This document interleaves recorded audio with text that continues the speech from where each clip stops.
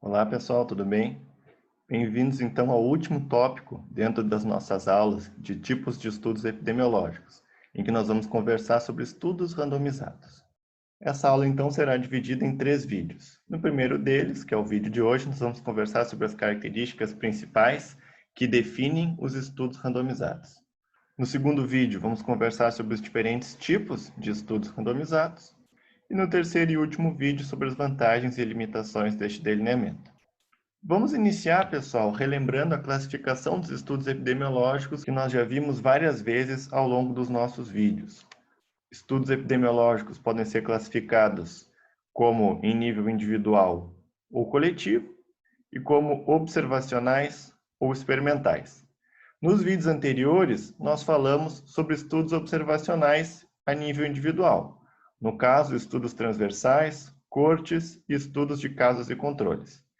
E na aula de hoje, então, nós vamos falar sobre estudos experimentais em nível individual. Mais especificamente, os estudos randomizados que, como nós vamos conversar ao longo da aula, podem ser de diferentes tipos, como ensaios clínicos ou os ensaios de campo. Então, os estudos randomizados são um tipo de estudo com delineamento experimental realizado em indivíduos e, portanto, em nível individual. E a principal característica desse delineamento é que os participantes dos estudos são alocados aleatoriamente para um grupo que vai receber alguma intervenção, o grupo intervenção, ou para um segundo grupo, que vai ser então um grupo de comparação, um grupo controle, um grupo que não vai ter essa intervenção. Um exemplo, então, de grupo intervenção seria, dentro de um estudo avaliando um novo medicamento, os indivíduos que vão receber o medicamento com o princípio ativo, e o grupo controle poderia ser, por exemplo, indivíduos que vão receber um placebo, ou seja, uma cápsula, um comprimido idêntico ao comprimido recebido pelo grupo intervenção, mas não contendo o princípio ativo do medicamento. E esse delineamento, então, pessoal, ele é muito útil para avaliar o efeito de intervenções ou de tratamentos. Por quê? Porque o processo de alocação aleatória, e a gente chama esse processo de alocação aleatória de randomização ou aleatorização, então por isso estudos randomizados, por causa da randomização ou dessa alocação aleatória. Então esse processo garante que os grupos intervenção e controle vão ser comparáveis, né? Vão ser similares entre si. Diferente dos estudos observacionais. Por quê? Porque nos estudos observacionais, alguns indivíduos vão ser do grupo exposição e outros indivíduos vão ser do grupo não exposto, né? Vão ser expostos ou não expostos ao fator de risco. Porém, em estudos observacionais, nós não temos nenhuma garantia de que os grupos são comparáveis, são parecidos entre si. Já nos estudos experimentais, sim. Por quê? Por causa do processo de randomização. A natureza experimental desse delineamento permite com que a intervenção seja alocada de forma aleatória, o que garante, então, comparabilidade entre os grupos. Conversando um pouco mais, então, pessoal, sobre essa questão da randomização e comparabilidade. Como eu já mencionei, a alocação dos participantes nos grupos intervenção ou controle acontece de modo aleatório. E isso, então, vai produzir grupos comparáveis, ou seja, similares entre si. Por que isso, pessoal?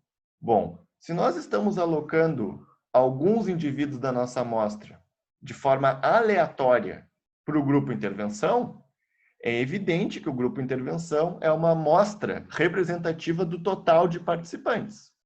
Como também nós estamos usando o mesmo processo para alocar um subconjunto de indivíduos da nossa amostra para o grupo controle, também é evidente que o grupo controle é uma amostra representativa do total de participantes. Se tanto o grupo intervenção é representativo do total, quanto o grupo controle é representativo do total, então é evidente que eles são uns representativos dos outros, ou seja, são similares entre si. E por que nós queremos gerar, então, grupos comparáveis? Qual é o nosso interesse, então, em realizar esse processo de randomização? Quando nós temos grupos comparáveis, pessoal, nós sabemos que eles diferem apenas com relação a serem do grupo intervenção ou serem do grupo controle, ou seja, a receberem ou não receberem a intervenção.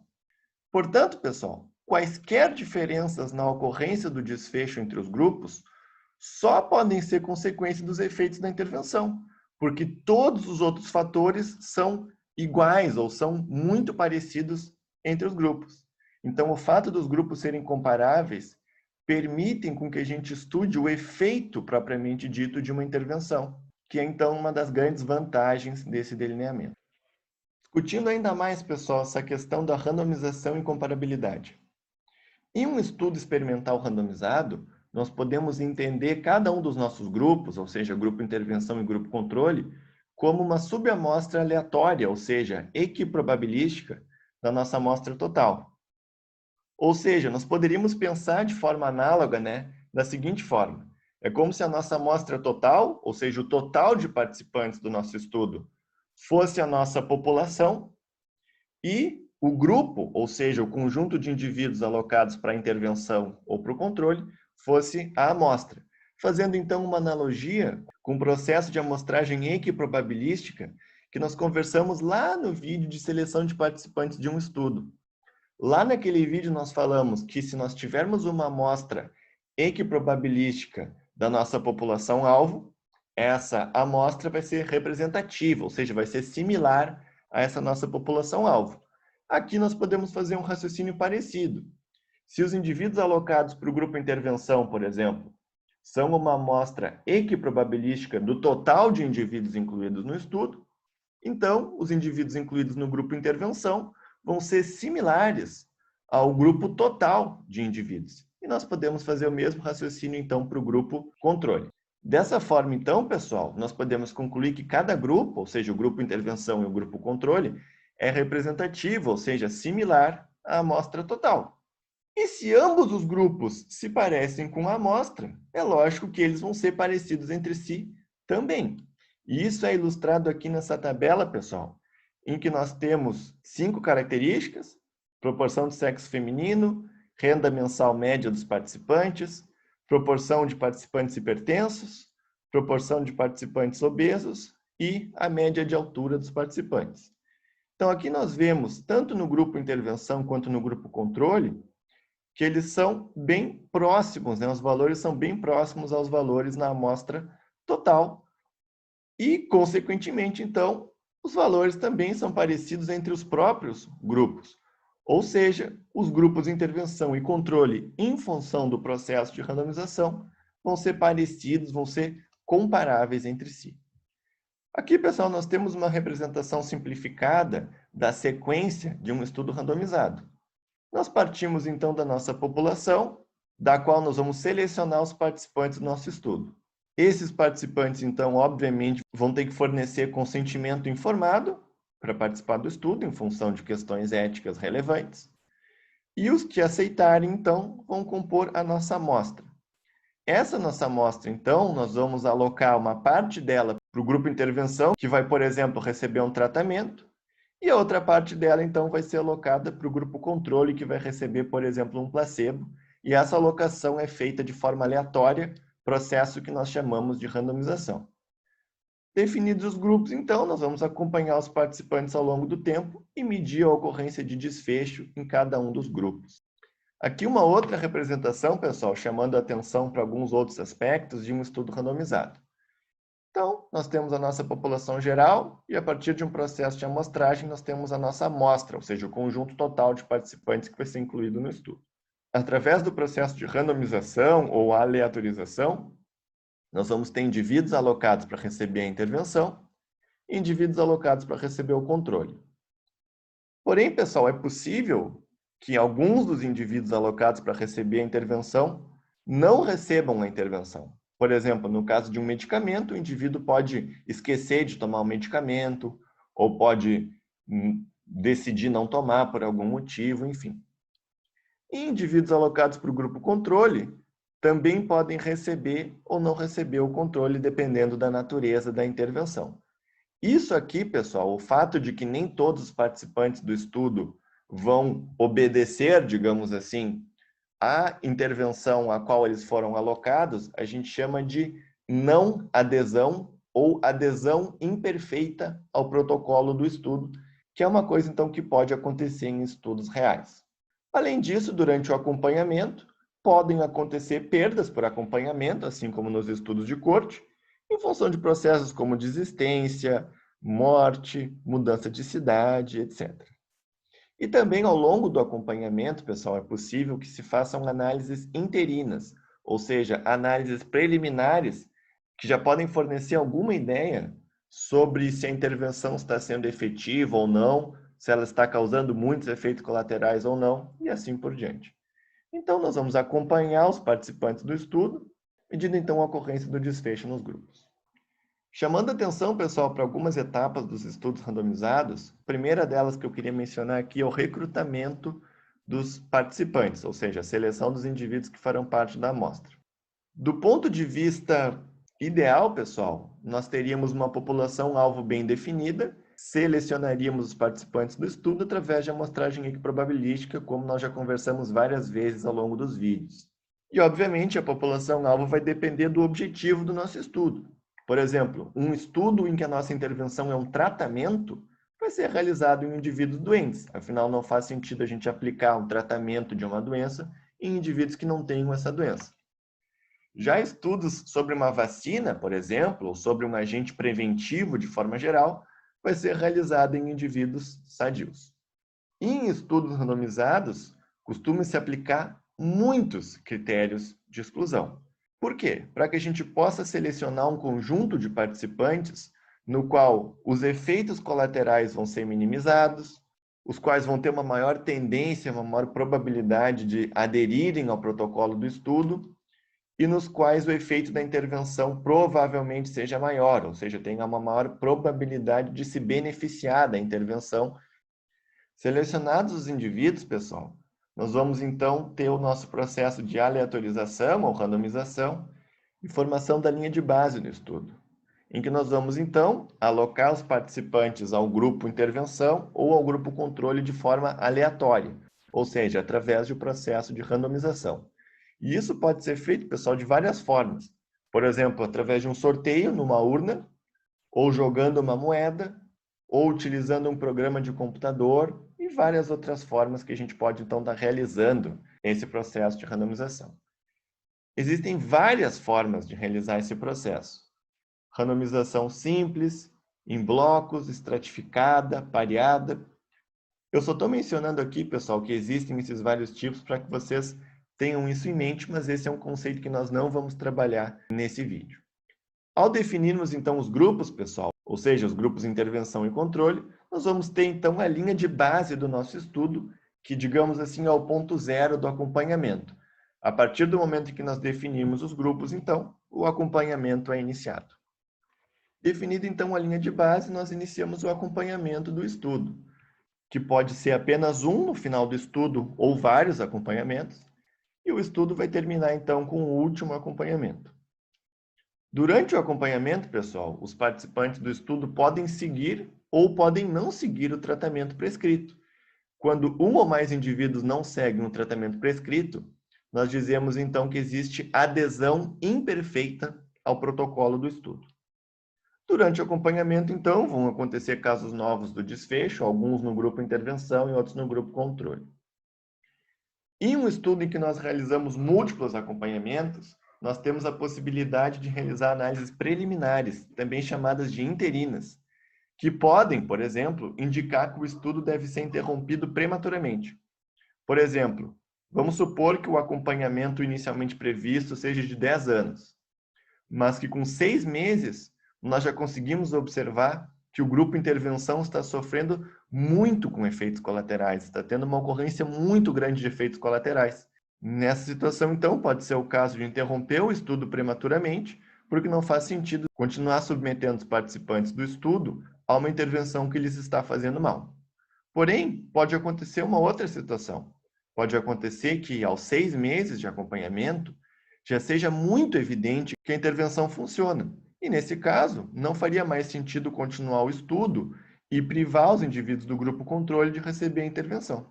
Ou seja, análises interinas podem indicar que o estudo deve ser interrompido prematuramente, tanto por motivos bons quanto por motivos ruins. E também podem acontecer perdas por acompanhamento, né, pessoal, devido a vários fatores que nós já conversamos nos estudos de corte.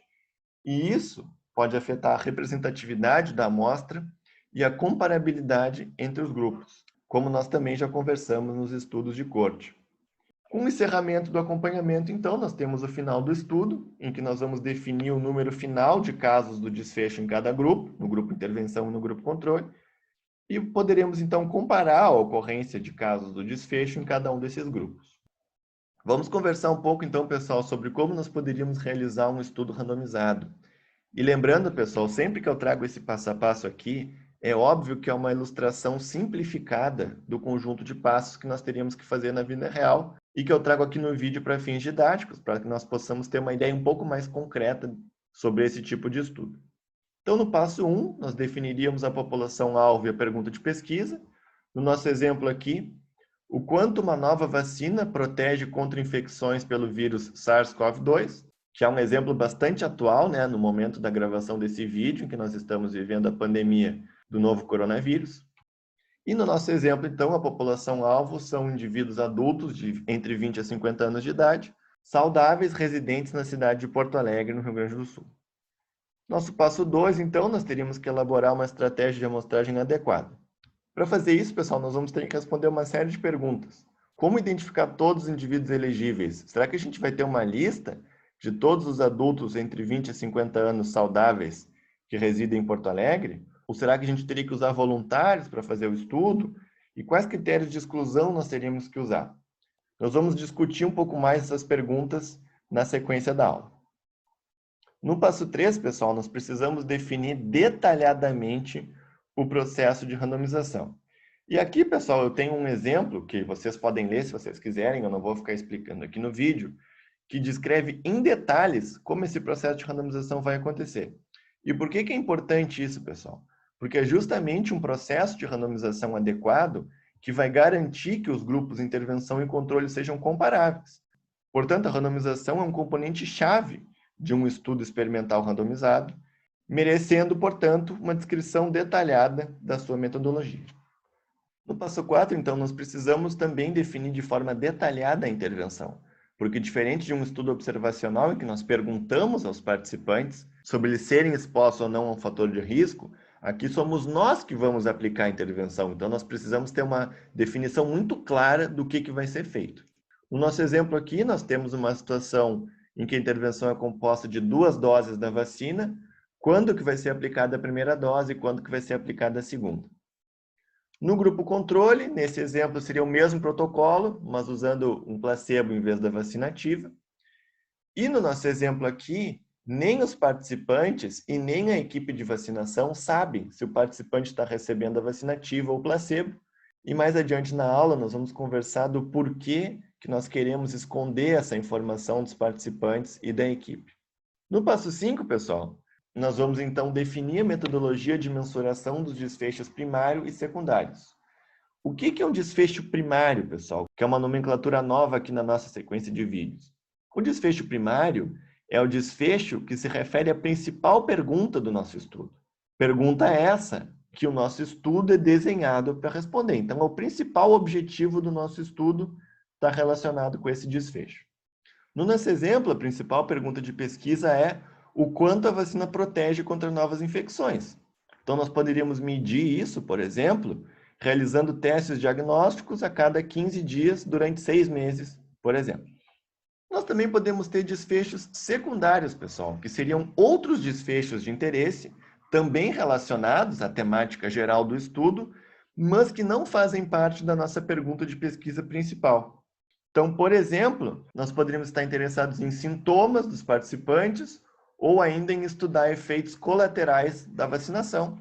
E aqui seria um exemplo de como nós poderíamos medir essas coisas no nosso estudo. E notem, pessoal, que aqui no passo 5, a equipe do estudo não sabe a qual grupo os participantes pertencem. Então, por exemplo, o indivíduo que vai realizar o diagnóstico, ele não sabe que aquele participante é do grupo intervenção ou do grupo controle, e mais adiante na aula nós vamos conversar sobre a importância disso. Passo 6, então, pessoal, submeter a pesquisa à avaliação de comitê de ética em pesquisa, assim como em qualquer outro estudo epidemiológico, mas os estudos randomizados, por eles serem experimentais e, portanto, nós estamos interferindo na vida das pessoas, a questão ética aqui ela é mais sensível, de fato deve ser mesmo.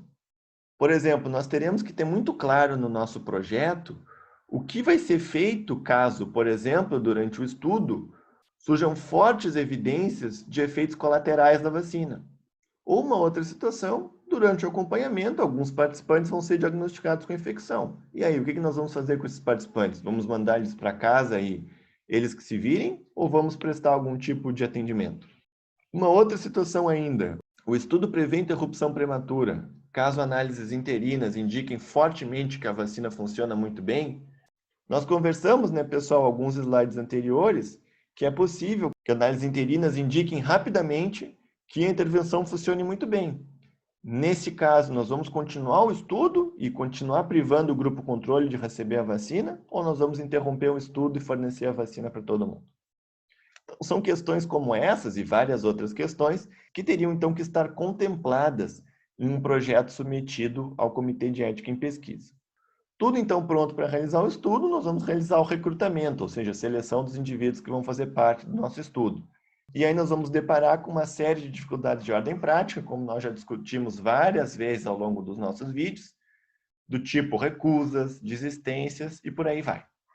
E também nessa etapa nós vamos aplicar os nossos critérios de exclusão, que em geral são vários, visando otimizar o estudo, tanto do ponto de vista ético, de forma a incluir participantes com maior probabilidade de benefício da intervenção, e também do ponto de vista prático, por exemplo, selecionando participantes com maior probabilidade de aderir ao protocolo do estudo.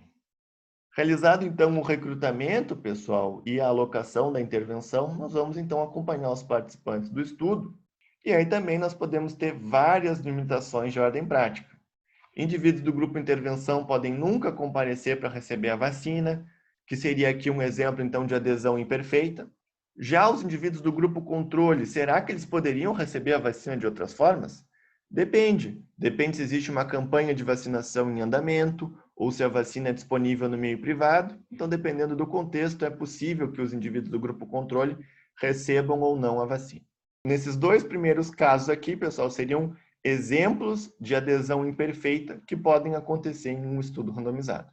Nós vamos poder, então, também ter perdas por acompanhamento, assim como nos estudos de corte, em função aí de desistência, mudança de cidade, etc. Ao longo, então, do acompanhamento, nós vamos realizar os nossos processos de mensuração dos nossos desfechos primário e secundários, e, na situação em que nós fizermos múltiplos acompanhamentos, nós poderemos realizar análises interinas, avaliando a segurança e o efeito da vacina, o que pode, inclusive, indicar que o estudo deva ser interrompido prematuramente. No último passo, então, nós encerramos o acompanhamento e podemos analisar os dados do estudo. Nós vamos, então, comparar a ocorrência dos desfechos primário e secundários entre os grupos de intervenção e controle. E, nesse caso, do ponto de vista da análise, ela vai ser muito similar a um estudo de corte. A diferença é na interpretação. Por quê? Porque num estudo randomizado, em função justamente da randomização, nós podemos interpretar diferenças na ocorrência do desfecho entre os grupos como sendo consequência do efeito dessa intervenção, o que não é necessariamente o caso em um estudo de corte, no qual, por ser observacional e não experimental, os grupos exposto e não exposto podem diferir, né? Podem não ser comparáveis. E, portanto, nós não vamos saber se diferenças na ocorrência do desfecho entre os grupos se deve ao grupo ser exposto e o outro não, ou porque os grupos diferem com relação a outras características. Vamos conversar um pouco agora, pessoal, sobre a seleção de participantes para estudos randomizados. Nós já conversamos várias vezes ao longo dos nossos vídeos que o ideal, do ponto de vista teórico, é nós termos uma população-alvo bem definida e selecionarmos a nossa amostra através de um processo equiprobabilístico de amostragem. Porém, pessoal, em estudos randomizados, muitas vezes é difícil a implementação desse processo ideal de amostragem na prática. Vamos tentar entender isso com um exemplo, pessoal, em que nós temos um estudo cujo objetivo é avaliar os efeitos de um novo quimioterápico na sobrevida de pacientes com câncer de próstata. Nesse exemplo, então, pessoal, os nossos participantes são indivíduos doentes. E aqui, pessoal, nós vamos ter dificuldades de amostragem semelhantes às dificuldades da seleção de casos em um estudo de casos e controles, Afinal, em ambos os casos, nós estamos tentando identificar já no processo de amostragem indivíduos que já tenham a doença. Porém, pessoal, dependendo do estudo, os participantes poderiam ser amostrados da população geral. Por exemplo, a avaliação de uma nova vacina incluiria indivíduos sadios. E também existe a possibilidade de estudos randomizados aninhados a cortes. No exemplo da avaliação de uma nova vacina, os participantes são indivíduos sadios, né? Então, teoricamente, eles poderiam ser amostrados da população geral, fornecendo, então, uma amostra mais representativa, né? Obtida de uma população-alvo melhor definida. E nós também temos, como eu já mencionei, a possibilidade de realizar um estudo aninhado a uma corte. E um exemplo disso, pessoal, é um estudo chamado PAMELA, que é um estudo de intervenção realizado aqui pela UFPEL, em que os participantes do estudo foram gestantes com parto previsto para 2015. E por que isso, então? Porque os filhos dessas gestantes seriam, então, incluídos na corte de nascimentos em 2015 em Pelotas. Então, foi um estudo aninhado a essa corte, cuja intervenção era atividade física durante a gestação. E como essa corte de nascimentos é de base populacional, a amostra do nosso estudo de intervenção também vai ser de base populacional, ou seja, também vai ser representativa de uma população-alvo bem definida. Ou será que não? Ou será que nos estudos experimentais existe alguma outra etapa, algum outro processo, que mesmo quando nós selecionamos os participantes de uma população-alvo bem definida, nós ainda podemos ter problemas de representatividade? E aqui entra o fato, pessoal, de que em estudos randomizados costuma-se aplicar muitos critérios de exclusão. Por quê?